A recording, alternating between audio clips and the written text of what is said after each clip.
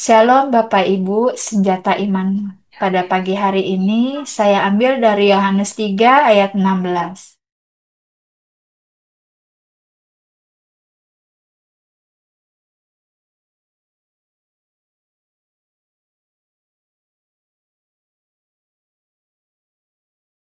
Saya akan memulai dengan sebuah kisah tentang seorang ayah yang rela kehilangan segalanya demi menyelamatkan banyak orang. Ada seorang masinis kereta. Ia bertugas mengatur jembatan rel yang bisa diangkat untuk kapal lewat. Suatu hari ia mengajak anaknya yang masih kecil ke tempat kerja. Anak itu bermain tak jauh dari rel, sementara sang ayah fokus bekerja. Tiba-tiba sebuah kapal besar datang. Ia pun mengangkat jembatan agar kapal bisa melintas. Tapi di saat yang bersamaan dari kejauhan, sebuah kereta penumpang melaju dengan cepat ke arah jembatan yang masih terbuka.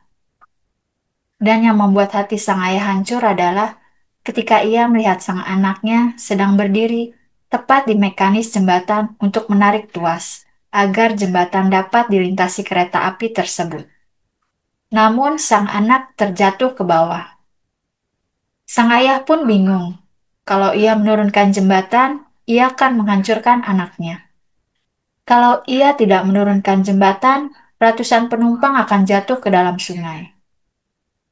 Dengan air mata bercucuran, sang ayah menarik tuas agar jembatan bisa dilintasi kereta api tersebut. Dan kereta melintas dengan selamat. Tetapi ia kehilangan anak yang ia kasihinya. Tak banyak orang yang tahu bahwa mereka masih hidup karena ada satu anak yang dikorbankan. Kisah ini hanyalah bayangan samar dari suatu yang jauh lebih nyata dan jauh lebih agung. Karena begitu besar kasih Allah akan dunia ini, sehingga ia mengaruniakan anaknya yang tunggal, supaya setiap orang yang percaya kepadanya tidak binasa, melainkan beroleh hidup yang kekal. Dalam ayat ini terkandung kebenaran yang mengubah dunia. Kasih Allah, dosa manusia, pengorbanan Kristus, iman yang menyelamatkan. Kasih Allah bukanlah kasih yang pasif. Ia bukan sekedar emosi, tapi tindakan aktif yang memberi teladan. Dan kepada siapa kasih itu diberikan?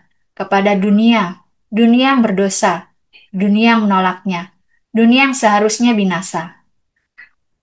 Di sini kita melihat dosa manusia. Alkitab berkata, semua orang yang telah berbuat dosa dan telah kehilangan kemuliaan Allah. Kita semua berada di bawah hukuman karena pemberontakan kita terhadap Tuhan yang kudus. Allah tidak membiarkan kita binasa. Ia mengambil anaknya tunggal untuk menyelamatkan umat manusia.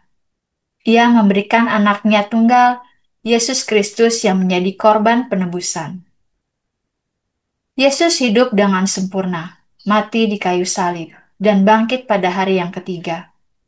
Melalui kematiannya, murka Allah ditanggung, hukuman atas dosa dibayar lunas. Inilah yang disebut penebusan, bahwa darah Kristus adalah harga yang membebaskan kita dari kebinasaan. Namun, janji ini tidak otomatis berlaku bagi semua orang. Di Alkitab berkata, supaya setiap orang yang percaya kepadanya, keselamatan hanya diberikan kepada mereka yang percaya, yang berserah penuh kepada Kristus sebagai Tuhan dan Juru Selamat.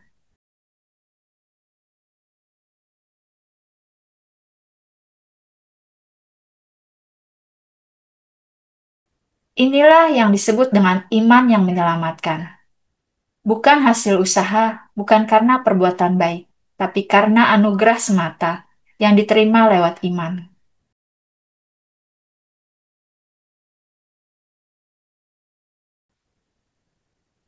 Kasih ini bukan teori.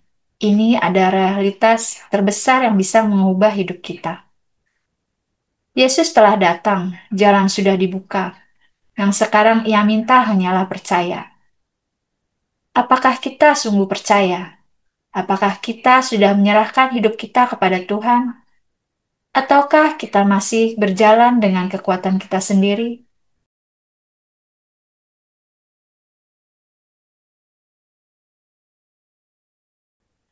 Mari kita bersama-sama merenungkan arti penembusan yang Tuhan berikan untuk kita.